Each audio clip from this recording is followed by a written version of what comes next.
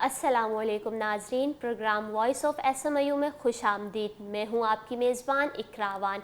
आप हमारे ये प्रोग्राम एसएमयू टीवी और ईटीयू टीवी पर बराह रास्त और रिकॉर्ड देख सकते हैं। नाजरीन, आज का हमारा मौजू नौजवान तबका के लिए बहुत अहमियत का हामिल है, जो लोग अपना कारोबार शुरू करना चाहते हैं और अपनी स्किल्स के ज़रिए कमाने की ख्वाहिश रखते हैं। जी, हमारा आज का मौजू एंटरप्रेन्योरशिप है कि हम अपना कारोबार कैसे शुरू करें। वो कौन सी फील्ड है जिसमें हम अपने बॉस खुद बनकर अपनी कमाई का ज़रिया तलाश कर सकते हैं। आज इस मौजू पर बात करने के लिए प्रोग्राम में हमारे साथ अमजद बेहलर साहिब मौजूद हैं, जो 5000 स्टार्टअप्स के फाउंडर और सीईओ हैं। आइए जानते हैं। बहुत शुक्रिया सर, आपने हमें वक्त दिया और प्रोग्राम में आने का आपका बहुत शुक्रिया। वक्त ज़ाया किए बगैर चलते हैं सवालात की जानिब। थैंक यू इकरा, आपने इनवाइट किया। थैंक्स टू एसएमआईयू कि आपने मुझे मदद किया। Thank you so much. Sir, आप ये बताइएगा एंटरप्रेन्योरशिप है क्या और कोई कैसे अपना कारोबार शुरू कर सकता है? देखें, एंटरप्रेन्योरशिप जो है बेसिकली ये स्टेट ऑफ माइंड है, ये आपका माइंड सेट है। ये कोई ऐसी डिग्री, ऐसा कोई आर्ट, ऐसी कोई चीज़ नहीं है जो आपको मतलब कि पढ़ने से सीखने से आती है। ये बेसिकली आर्ट ऑफ माइंड है, स्टेट ऑफ माइंड है, जो कि आपको एक मुसलसल एक चीज़ की तरफ डाइवर्जन और काम करने के बाद आपका एक माइंडसेट बनता है, उसको हम एंटरप्रेन्योरशिप कहते हैं। बेसिकली क्या है कि एंटरप्रेन्योरशिप का मतलब ये है कि आपका माइंड जो है सॉल्यूशन प्रोवाइड करने वाला माइंड हो। आप हर प्रॉब्लम में आप सॉल्यूशन क्रिएट करें, तो उसको हम कहते हैं कि एंटरप्रेन्योरशिप माइंड। यानी उसमें चाहे वो आप बिजनेस से रिलेटेड हो, फैमिली से रिलेटेड हो, लेकिन जब भी आपका माइंड जो है प्रॉब्लम सुन के बैकेंड पे उसके सॉल्यूशन के लिए वर्किंग करना शुरू कर देता है, तो हम सोचते हैं कि ये एंटरप्रेन्योरशिप माइंड है। बेसिकली ये स्टेट ऑफ माइंड है, या माइंड सेट कहना चाहिए कि एंटरप्रेन्योरशिप सेल्फ कुछ भी नहीं है, ये स्टेट ऑफ माइंड और एक माइंड सेट का नाम है। सर, देखते हैं कि हम कहते हैं कि हम अपना कारोबार शुरू करना चाहते हैं, क्योंकि सबसे पहले जब हम अपने कारोबार शुरू करने के बारे में सोचते हैं तो सबसे पहला जो क्लिक आता है वो ये आता है कि रिस्क, चैलेंज, कि हम ये अपना कारोबार तो शुरू कर रहे हैं पर अगर हमें लॉस हो गया, हम कैसे रिस्क लें इसमें? देखें, पुरानी जो थ्योरी वो ये थी कि high return high risk, high risk high return, लेकिन ऐसा नहीं है। हकीकत की बात ये कि कुछ ना करना सबसे बड़ा रिस्क है। आज के दौर में कुछ ना करना सबसे बड़ा रिस्क है, और रिस्क को रिड्यूस किया जा सकता है लर्निंग करके, उसको सीख के। आज का नया फार्मूला क्या है? जैसे पुराना फार्मूला क्या होता था कि हाई रिटर्न हाई रिस्क, अभी नया करंट हमारा फार्मूला क्या चल रहा है कि higher the financial education lower the risk. जितनी आपकी फाइनेंशियल इंटेलिजेंस अच्छी होगी, जितनी आपकी फाइनेंशियल लर्निंग्स अच्छी होगी, उतना रिस्क आपका रिड्यूस होता जाएगा। तो हमें रिस्क से भागना नहीं है, रिस्क को अवॉइड नहीं करना, रिस्क को हमने सीखना है कि मैनेज कैसे करना है, हमने उसके साथ गुजारा कैसे करना है, हमने उसको सीखना कैसे, हमने अपने आप को कैसे उसके साथ चलाना है। तो रिस्क को कम करने के लिए हमें रिस्क को सीखना पड़ेगा, रिस्क को समझना पड़ेगा, अपनी इंटेलिजेंस, अपनी लर्निंग को हमें बढ़ाना पड़ेगा।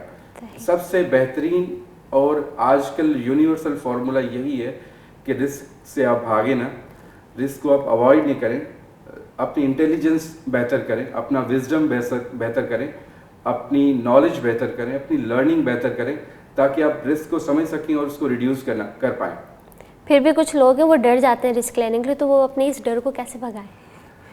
देखें, जैसे मैंने आपको अर्ज़ किया कि कुछ ना करना सबसे बड़ा रिस्क है आज के दौर में। बिल्कुल। और जितना पहले, ये एक मेरा ओपिनियन ये है कि जितना पहले आप रिस्क लेंगे, उतना कम सेक्रीफाई आप करेंगे। ये मैं बड़ी आपको एक डीप बात बता रहा हूँ कि देखें, जितना जल्दी आप, जितना अर्ली आप किसी बिजनेस में जंप इन करेंगे, उतना कम आपको सेक्रीफाई करना पड़ेगा, उतना कम आपको लॉस बियर करना पड़ेगा। सो जितना अर्ली आप गेम में आ जाते हैं, उतना अर्ली आप गेम में विनर हो के आप निकल पाते हैं। जितना आप लेट करेंगे, उतना रिस्क जो मार्जिन है वो बढ़ता जाएगा। आप ये बताएं कि आपको कब ख्याल आया कि मुझे नौकरी नहीं करनी, अपना काम करना है, और आईटी ही क्यों? देखें, प्रीवियस मेरा बैकग्राउंड जो है वो एज अ बैंकर है। एज अ एवीपी लेवल पे, सीनियर पोजीशन पे मैंने सरेंडर किया था। उससे पहले मैं पैरेलली कुछ बिजनेसेस कर रहा था, कुछ लोगों के साथ मिलके मैं बिजनेसेस कर रहा था। ड्यूरिंग माय बैंकिंग करियर मुझे एक चीज़ का आइडिया हो गया था कि जॉब कितनी भी अच्छी हो, वो हेल्दी लाइफ का अल्टीमेट सॉल्यूशन नहीं है। कुछ भी कर लें आप वेल्थ क्रिएट नहीं कर सकते, आप फ्रीडम क्रिएट नहीं कर सकते। तो मुझे समझ में तो आ गया था कि यार मेरे लिए कम से कम जॉब मुनासिब नहीं है, मैं तो नहीं कर सकता। मैं थोड़ा सा बड़े काम के लिए मुझे एक चीज़ का आइडिया हो गया था, शायद मैं बड़े काम के लिए बनाया गया हूँ, मैं इससे बेहतर काम कर सकता हूँ, मैं इससे बड़ा काम कर सकता हूँ। नो डाउट मैंने अपने 7 इयर्स के बैंकिंग करियर में बहुत अच्छा पीक देखा।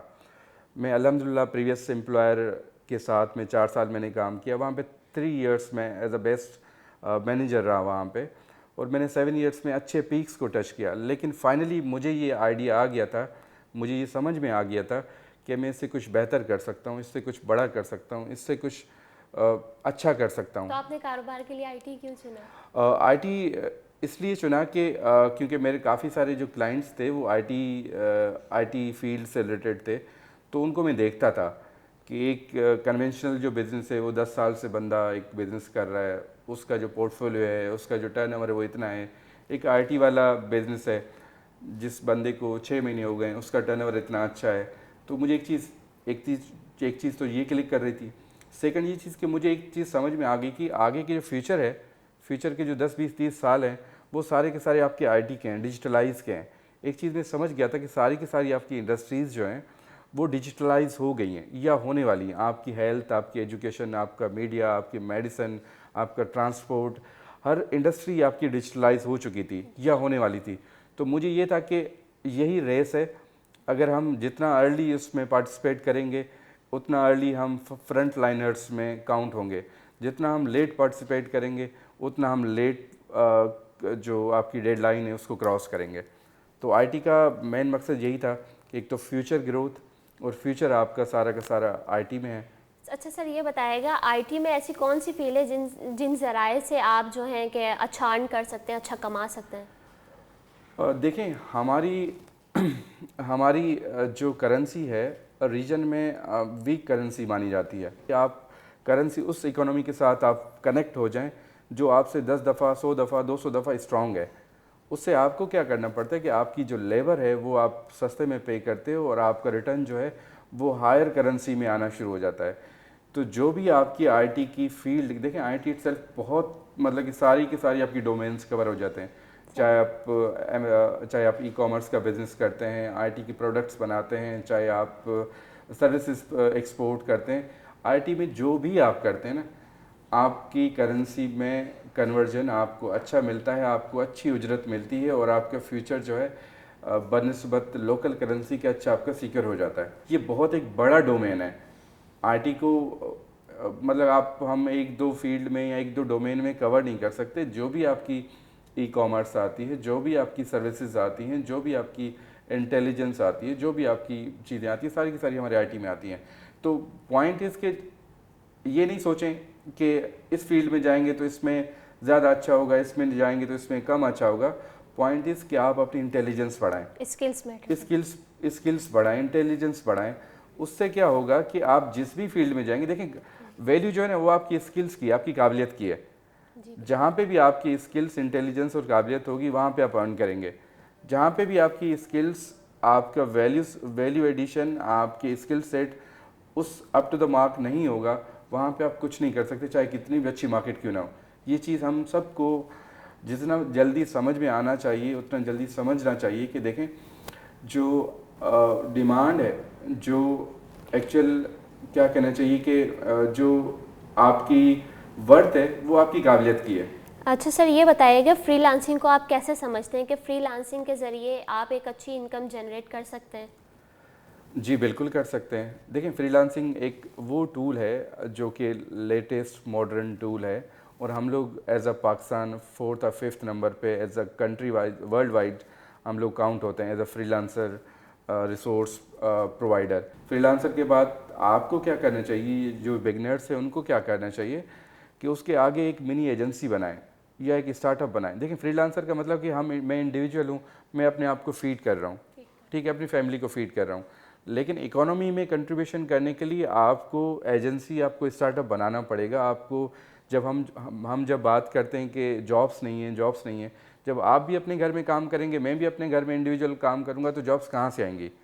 जॉब्स वहीं से आएंगी कि जब आप फ्रीलांसर समझ जाते हैं कि यार नहीं, अब मैं अच्छा फ्रीलांसर हो गया हूँ, अब मैं 4 बंदों की टीम को चला सकता हूँ, तब आप 4 बंदे हायर करते हो और उनकी टीम में आप उनको ऐड करते हो और एक अच्छी इकोनॉमी में आप कंट्रीब्यूशन ऐड करते हो। आप अपने स्टार्टअप्स के बारे में बताइएगा, 5000 स्टार्टअप्स के बारे में, वो कैसे काम करता है? देखें, 5000 स्टार्टअप जो है बेसिकली आप यूँ करना चाहिए कि ये एक इन्वेस्टमेंट फर्म है, इसको हम अपने टर्म में वेंचर कैपिटलिस्ट कहते हैं, ठीक है, जो कि स्टार्टअप्स पे इन्वेस्ट करती है। स्टार्टअप्स पे इन्वेस्ट कैसे करती है? बेसिकली आप यूँ समझें कि आपने देखा होगा कि हर यहाँ पे बंदा जो बिज़नेस शुरू करना चाहता है, उसका सबसे मेन जो पहला चैलेंज आता है कि पैसे कहाँ से आएंगे, पैसे कहाँ से आएंगे। और जब वो बैंक्स में जाते हैं, क्योंकि मैं बैंकर था तो मुझे पता है, जब वो बैंक्स में जाते हैं कि भाई मुझे लोन चाहिए, मुझे फाइनेंशियल सपोर्ट चाहिए, तो बैंक्स बोलते हैं अभी तो आपने बिज़नेस शुरू ही नहीं किया, ठीक है, बिज़नेस शुरू कर। बैंक्स हैं इस्टेब्लिश बिज़नेस को तो फर्दर इस्टेब्लिश करने के लिए फाइनेंशियल सपोर्ट देते हैं, लेकिन किसी स्टार्टअप के लिए, किसी स्टार्टअप को या किसी बिगनर को वो सपोर्ट नहीं करते। नहीं, ऐसा कोई हमारे पास इदारा है।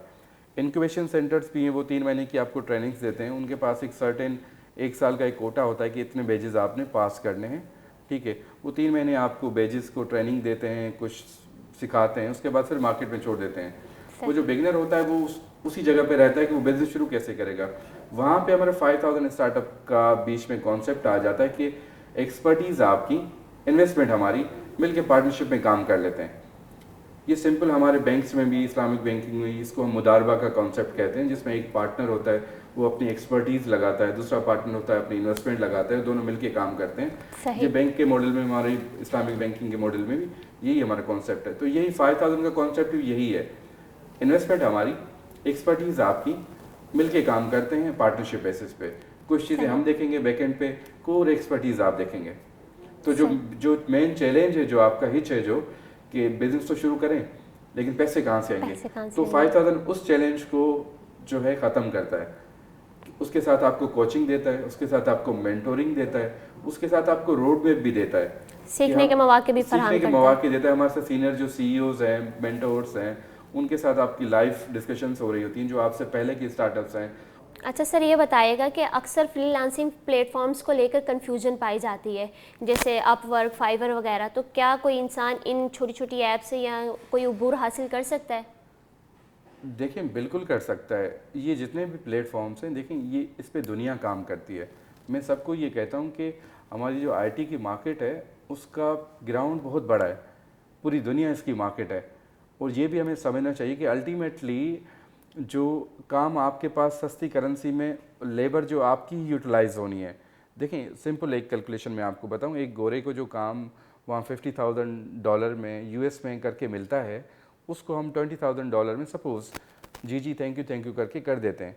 तो कोई भी ऐसा बिजनेस सेंस जो है, वो कभी भी 50,000 वाला काम वो 50,000 में नहीं कराएगा। वो तो सोचेगा कि मैं अपनी कॉस्ट कटिंग कहाँ से करूँ, ठीक है। तो वो अल्टीमेटली आपके पास काम आप ही के पास आना है। आपके जो भी रीजन्स हैं जहाँ पे लेबर सस्ती पाई जाती है, चाहे आपका इंडिया हो, फिलिपीन हो, श्रीलंका हो, बांग्लादेश हो, पाकिस्तान हो, ठीक है, तो सारा काम आप ही के पास आना है। जहाँ तक बात है जितने हमारे प्लेटफॉर्म्स हैं, बिल्कुल पूरी दुनिया इसी से काम करती है। और प्लेटफॉर्म की भी रैंकिंग्स होती हैं। प्लेटफॉर्म अपने स्टार्स देते हैं, अपने जो हाई परफॉर्मर्स होते हैं उनकी रैंकिंग अप करके उनको स्टार्स दिए जाते हैं, और उनकी रैंकिंग के बिहाफ पे ही बेसिकली उनको काम मिलता है कि आपकी रेटिंग अच्छी है तो काम का डाइवर्जन आपके पास अच्छा होगा। ये बेसिकली वही सर्विस मॉडल है कि आप किसी को टाइम पे काम करके देते हैं, कमिटमेंट पूरा करते हैं, प्राइस अच्छी करते हैं, आफ्टर सेल सर्विस देते हैं, तो जो पोर्टल है आपकी रैंकिंग अच्छी बनाता है, और उसके अगेंस्ट फिर काम की डाइवर्जन भी आपकी तरफ ज़्यादा आ जाती है। नाज़रीन, गुफ्तगू का सिलसिला जारी रखेंगे, लेकिन यहाँ वक्त हुआ है एक ब्रेक का, हमारे साथ रहिए।